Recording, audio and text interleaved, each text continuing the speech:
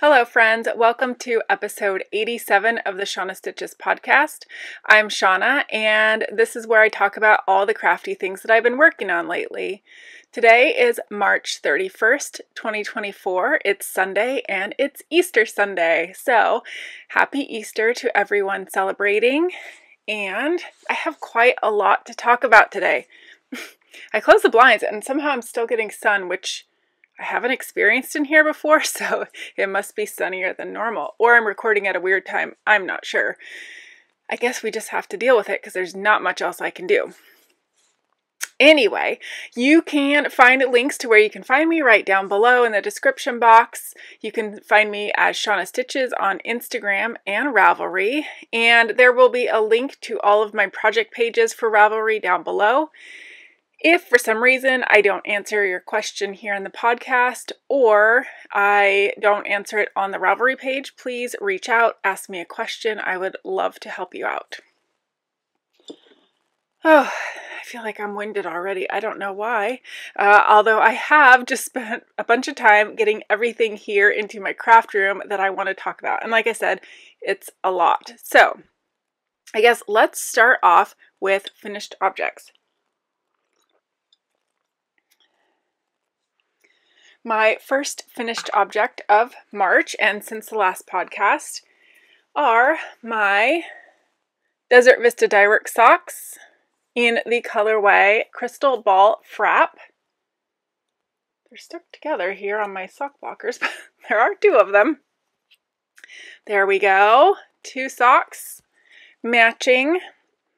These are the Blueberry Waffles pattern, which is a waffle rib sort of stitch, which provides a good fit. I did 20 rounds of 2x2 cuff, 80 rounds of leg, a 42 row slip stitch heel flap, and I don't know, 96 rows of the foot and a toe. So they are done, and that makes me very happy. While we're talking about Desert Vista Dyeworks, if you didn't know, I am participating in the final year that Susan is doing. That's the dyer behind Desert Vista Dyeworks. And in the knit along that she has hosted for 10 years, your goal is to complete a project that uses at least half a skein, usually a pair of socks or a hat, something like that, every month for the year. So my April socks are going to be Spring Rainbow. As you may or may not know, I've been knitting all of the rainbows this year. I have done Winter Rainbow. I guess, have I only done Winter Rainbow? Maybe. Anyway, so this is spring, and then I have two more, summer and fall. Although, maybe she calls it autumn. What's the difference between fall and autumn? Are they the same thing? Is it just another word? I don't know. Anyway, I have within reach my Winter Rainbow. That's what those look like, so obviously it's a little different. But I'm very excited to knit these up and get them caked up so I can start tomorrow, first thing. Alright, the next and the last finished object that I have is this old whip. It is the Sockhead Cowl. And I absolutely love this pattern. It starts with 4 inches of 2x2 ribbing, goes into a big long tube, followed by 4 more inches of ribbing. And let's see, I'll see if I can try it on for you. But I'm also going to show you my favorite way to wear this. So you see, it's a big long tube. You could just slide it over your head like that. I'm going to try and show you. What I like to do is almost like you're folding in a muscle burrow hat, except for this one's easier because you can stick your hand through. I like to match up both of the ribbing portions. So you can see it's double there where the ribbing is. And I like to put that down at the base of my neck.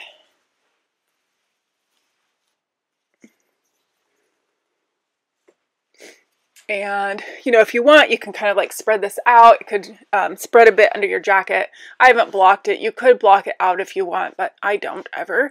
And then you have this part up here that just is nice and cozy, and it's a double layer, double thickness, and if you did have a coat, then, you know, it would hold it nice and tight. But it's it stands up well on its own, even though it's not like all ribbed, which I suppose you could do that, but it'd be kind of maybe really tight fitting, but I absolutely love it. And this one is for my husband. I don't remember offhand when I started this, but I think it was September of 2020. So it was long overdue to be finished. And I told you last time I was a little worried I wasn't going to have a languishing whip finish, but I did, and I'm very happy about that. The yarn that I used for this is Misti Alpaca Hand Paint Sock in the color Reaggeton. And I just think it's so pretty close up, but it's interesting how you get kind of that spiral look from a distance. So that's fun, and my husband will have a nice warm neck. Okay, that is all of the finished objects that I have, but let's talk about some works in progress. Again, I have Look at My Holes by James N. Watts. And I have made some good progress, which again, it still just looks like a big black blob. But you can see, I think, I split for the sleeves, which I don't think I'd done last time. So I tried it on, split for the sleeves, and I have done, let's see, how much do you think that is? Maybe 5 or 6 inches of the body? I haven't tried it on recently, and technically I think I'm already doing more repeats than the pattern calls for, which, can you imagine this on me? It would go, like right now if I tried it on, it would go just below my bra line, which that isn't happening on any planet that I exist on. My huge cake of yarn is still huge. Although I think it's getting a little bit flatter, maybe, but it's still ginormous. This is, where is it? It is Rozetti Tibet in the color 206/15, which is this like blackish gray. It looks a bit more gray on the camera, but I guess it does have those white portions that make it look a little bit more gray. So that is going good. And let's see, my next work in progress is my sock design, which I talked about last time a little bit, I think. And I finished the first sock. Yes, you're only seeing the back of it. But I think last time I showed you, I was right around here of the leg. So I finished off the leg and did the cuff. Quite happy with that. But this is started a long time ago when I was using the Fish Lips Kiss heel. I don't knit this really ever anymore, and that's because it doesn't fit well. So I tried this sock on when it was finished, and across my instep, right at the top of my foot, it is just very tight. Now it fits, but it's not ideal for me at all, and I already knew that I wanted to rewrite the pattern, but using a heel flap. So, oh, I think you just heard my tummy rumble. Speaking of, as I just pointed at my stomach, I am wearing Boxy by Joji Locatelli. I forgot to mention that. And this is in Holst Garn Super Soft in the color Marlin. It's huge. You can't really see it too well, but it's just a big box, really. Hence the name Boxy. Okay, back to the pattern design. So I had to write this up for a heel flap, and toe up heel flap for me is not intuitive. A cuff down heel flap I can do practically in my sleep. So I had to come up with my own version because obviously it's a sock design. So I know you can't really see it well. I can't really turn it too sideways. Maybe a little bit here. I am so happy with how this has come out. Now I haven't woven in ends yet, so if you see that, it will get taken care of. It's not even a hole that needs to be stitched up. It's just that's where the thread is loose, the yarn's loose. So anyway though, this is my husband's size. It's the big one. 72 stitches, and I had him try it on last night and it fits perfectly. I was so relieved. I know it looks ginormous, but my husband's not a small guy. So I did, you know, part of the thing of a design is you have to be mentally prepared to rip out. And as much as you can tell yourself that you are, it's just a different kind of knitting. Like, you approach it a different way, and it's not so much like the finished object. It's more making sure that everything's right, that your math is right, and that the instructions you're going to give someone else are going to work, and that it's repeatable, not just for me. So I am knitting my size, which is right here, which I've just barely started, and then my husband's. And I cast these both on March 27th. But you can see I did a lot of focusing on my husband's. I'm pretty sure that mine isn't going to be an issue, but it's so much harder because I'm familiar with knitting socks for myself. I have never done a toe-up sock for my husband, ever. Well, that's not true. I have used the DRK everyday sock pattern, and that's a Flegel heel, but I have never knit a slip stitch heel flap, any kind of heel flap that was toe-up for my husband's size. So I got to where I was going to start the gusset. I put in a lifeline and then I knit, knowing that if my math wasn't right, I would have to rip all the way back to the beginning of the gusset so that I could change where that might start. And luckily the length came out perfect. I did not have to do that, but I did not put a lifeline in when I started the heel, and I probably should have. However, well, anyway, I got up to like a quarter of the heel flap done, probably about right here, and realized I did not like how the side was coming out. There were holes over here. It's my method that I had attempted wasn't working. So I had to rip all the heel portion out, and it wasn't too bad, but I had to immediately go in and start to fixing it. So the second attempt worked. It worked really well. Like I said, very, very happy with it. It fits in perfectly. And just before I sat down to record here, I started the cuff.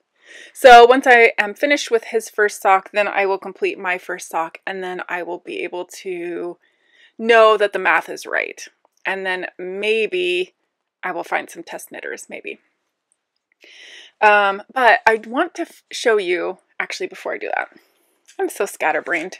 The yarn that I am knitting these socks in is West Yorkshire Spinners sock yarn in the colors Spruce, which is the green, and Rouge, which is the red. So I do have a name thought of for these, but I'm not telling that one yet. I'm keeping it a little bit of a secret right now. So what I was going to mention before, I found the most amazing knitting tool, I guess you could call it. I'm not quite sure. It works for crochet too. Check this out. This has my red yarn that I'm using for the cuff there on it. And this little contraption here, you can see it's free floating. This swings. And it holds your yarn, and as you're knitting, it's magic. It's so magic because, like, I don't even have to pull on it more than the knitting pressure.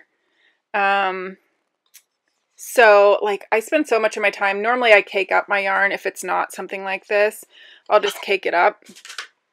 But with this, or with a cake, even, I still have to pull yarn loose. And normally I'll pull, like, 3 arm lengths loose, and then I will kind of sit in a pile next to me, and I'll knit that up, and then I'll pull some more. And it doesn't take a ton of time, but it still takes time. So with this, it has a magnet on the top, and this part has the other half of the magnet, and it snaps right on. And you can pull pretty hard on this. Like, I've never had it come flying off at all. And it just feeds the yarn so nice. So I don't have to take that extra time to pull yarn out. It just feeds right off of there.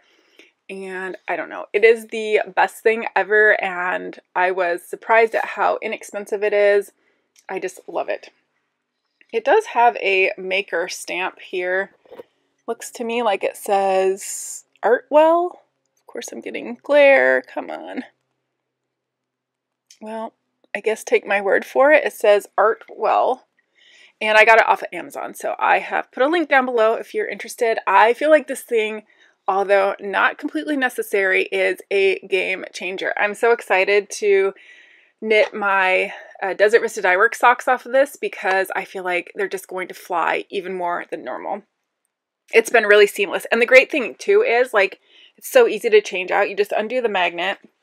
And if I was done with this red, it just slips right off. And I can switch it right out.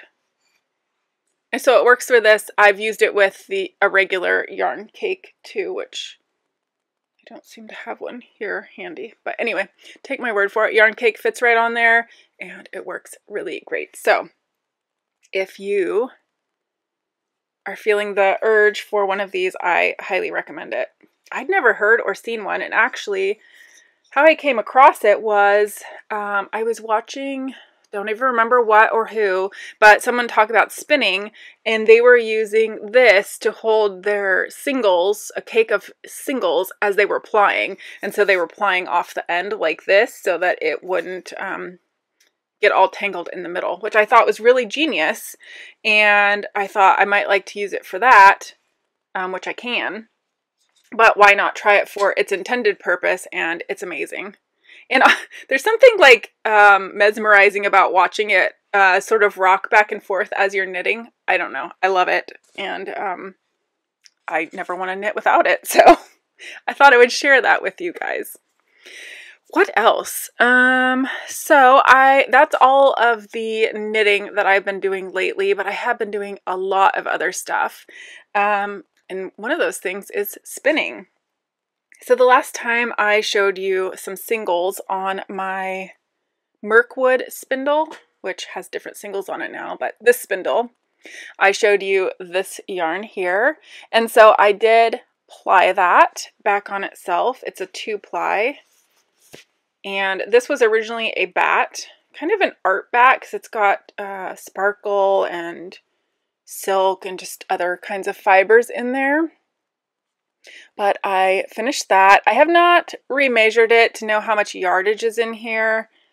I'm not overly worried about how much yardage is in here. It's more, well, it came as a sample with the Mirkwood spindle, so it was really kind of just a spin to kind of get used to that or get practice in. And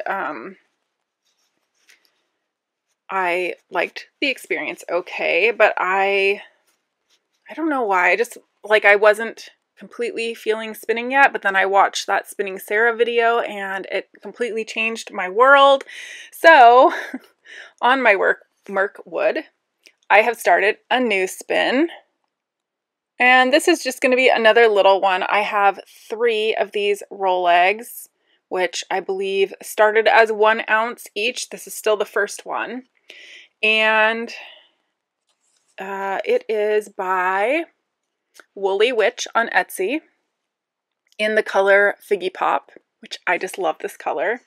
And I have just now started to get to some of the little reddish bits because the first portion of it was predominantly the like light pinky cream color.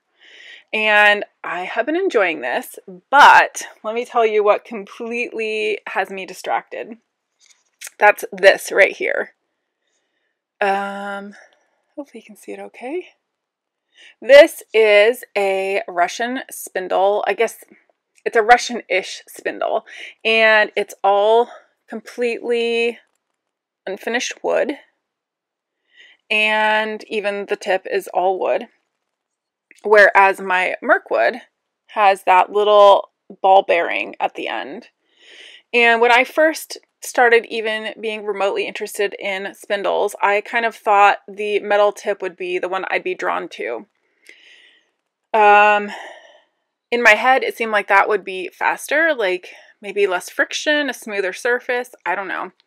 But let me just tell you, I think I've decided that I really like the all wood ones. Now, you do run the risk that, you know, eventually these will wear out and eventually you could, you know, damage it. Like I did damage my Crivelli spindle, but was able to fix it. So that's something I've learned along the way. But let me just tell you how fast this is. Watch this. And it just spins and spins. Of course, I don't think I got a very good spin on that. It's a little bit harder because I'm holding it in the air.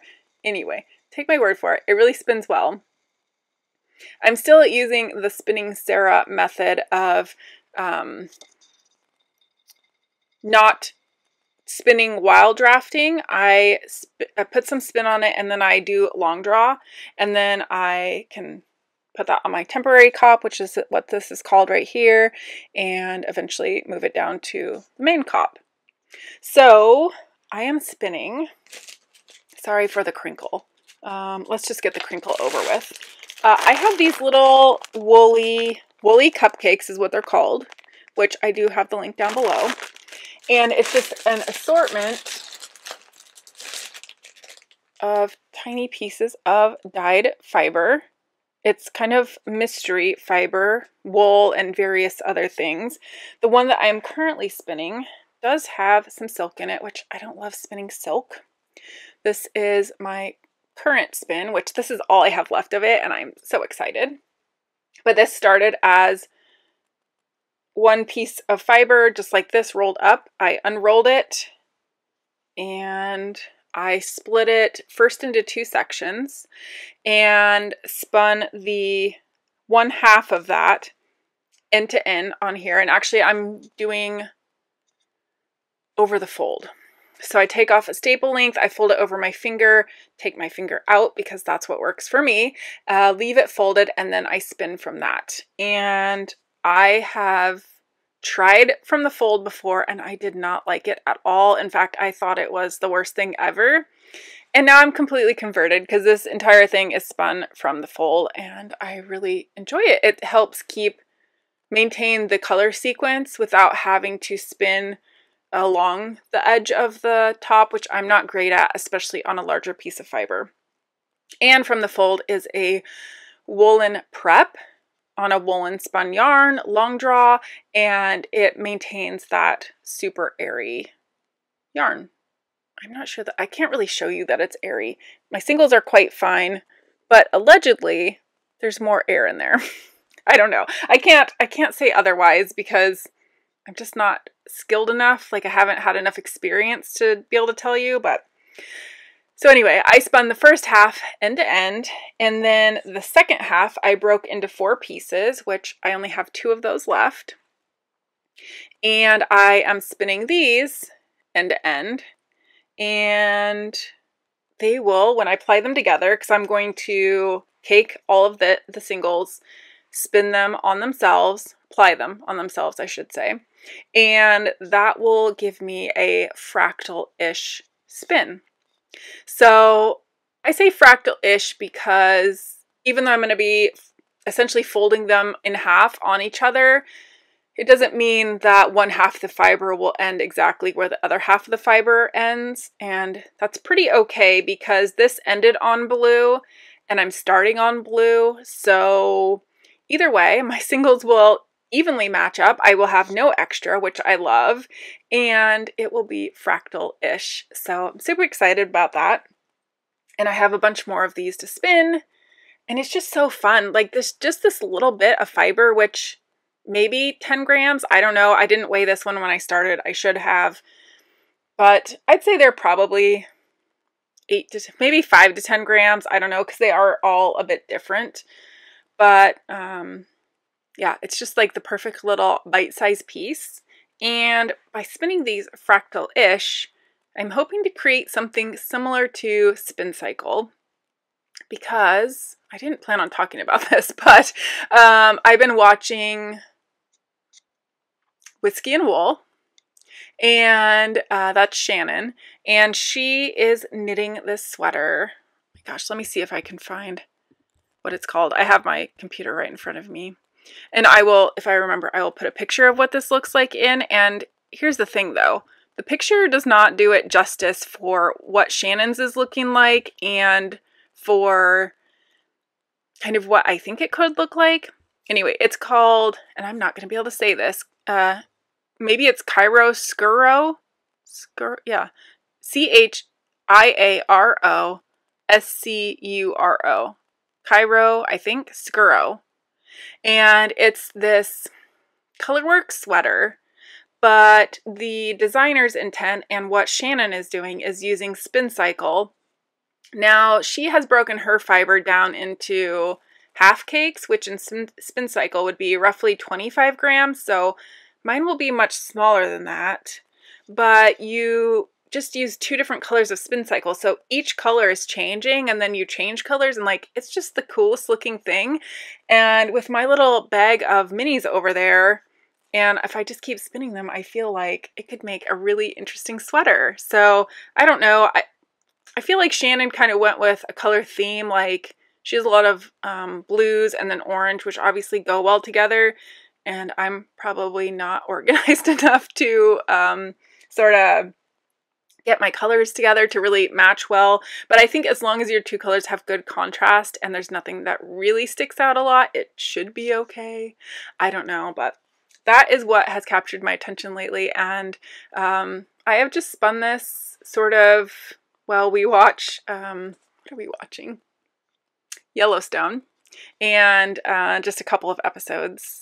I'm almost done. So I definitely plan on finishing that today. I'd love it if I could apply it today, but that's not in the cards because I have to let the singles rest for a bit and then actually get to the spinning. So I didn't mention, I don't think, this is my, has wool hanging from it.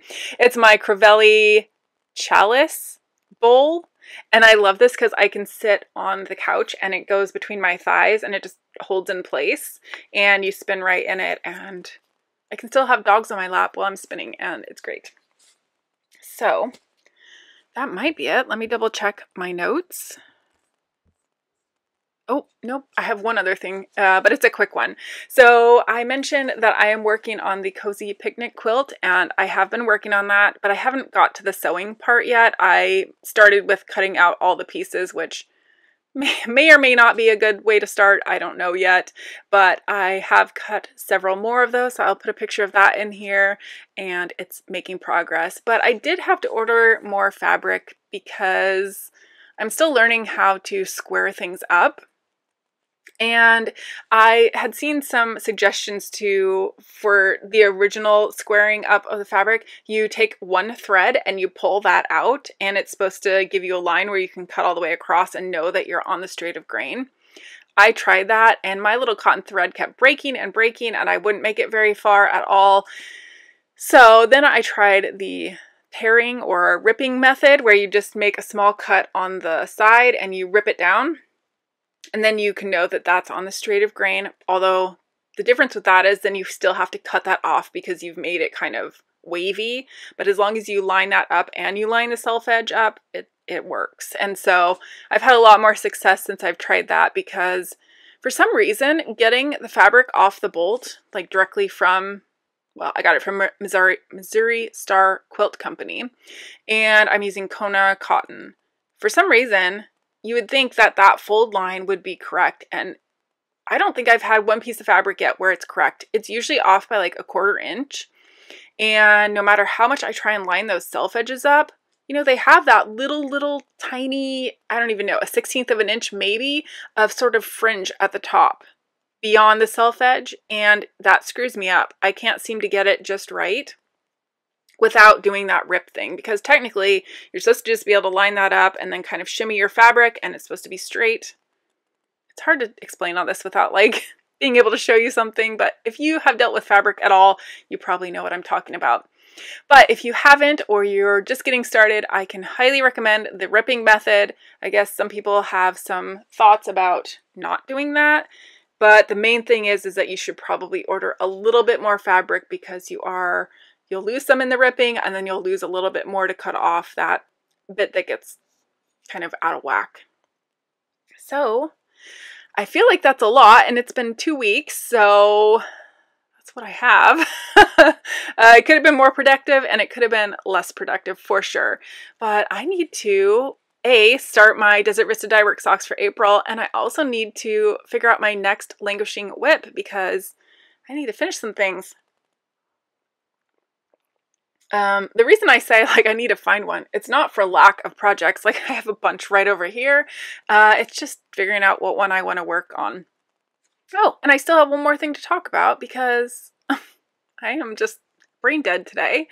But the other thing is that I finished Outlander 8. So Outlander 8, which is written in my own heart's blood, is my 5th finished book for the year. And all those books have been huge. I finished 3 of the Outlander books, so 6, 7, and 8. And then the 2 Fourth Wing books, which are Fourth Wing and Iron Flame. And now I started Outlander 9, which is Go Tell the Bees That I'm Gone. And I don't like the name of that title because it doesn't make me feel good, warm, fuzzy thoughts. It sounds bad. Something bad's going to happen and I don't want it to.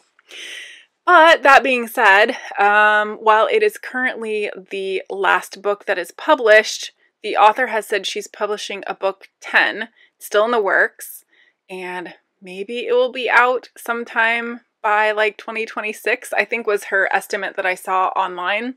Although it's not like a set in stone, it's just kind of a maybe. So I am excited to be finishing the series for now, but also not super excited that I'm going to have to wait. But speaking of book series, Fourth Wing, the author, Rebecca Yarros, just mentioned her 3rd book, and it has a published date of January, I think it's like 20th or 25th of 2025. I think it's 20th. Anyway, January of 2025. Which sounds like a long time from now, but really it's not because, hello, it's almost April. So I don't even know where this year's been. Yeah, I think that's it. Anyway, I have read over 4,000 pages this year. Can you imagine that? It's insane. Lots of reading. If you have any good book recommendations, I would love to hear them. And yet I have one more thing to talk about. I keep thinking I'm done, and I'm not done. So I did sock laundry the other day, and had something very sad happen. My socks, this one, which, these were Sock Madness from last year. I don't remember the pattern name. These felted. Like, I can barely stick my hand in here. Clearly, I had forgotten that I used yarn that wood felt, and I thought they looked a little funny when I pulled them out of the dryer because I did wash and dry them, and went to go put them on my foot and absolutely not happening, which is sad because they still, like, they look okay. If I knew someone with really tiny feet, these might fit them. But I also felted a second pair. Oh god, see, I can barely get my hand in there. This was also from Sock Madness. So it's kind of sad, but probably for the best, if I'm being honest, because I didn't make mental note of these not being superwash yarns, clearly. Most of them were from Knit Crate, which is no longer in business. And when I was doing Sock Madness, it called for a lot of solid or tonal yarns that I just didn't have. So I reached into what I did have and thought it would be fine. And if I had remembered to hand wash these, it would have been fine. But I didn't remember, so yeah, it's kind of sad. I don't know. Does anybody have any thoughts for what you can do with a semi-felted sock? Are they just garbage? Which, if they are, they are. That's fine. But if not, is there some other use for these? I feel like I could maybe ball them up and add them to my dryer ball collection. I mean, would that work as a dryer ball? It kind of looks like a dryer ball. Anyway, if you have thoughts, I would love to hear it. All right, I really think that's the last thing this time. On that note, if it's not the last thing, we're just going to end it here. On that note, thank you so much for watching. I hope that you're having a wonderful day. And if it's Easter when you're watching this, then again, happy Easter. And I hope you get to spend some time with family, friends, and loved ones, and especially your knitting. All right, I will talk to y'all soon. Bye.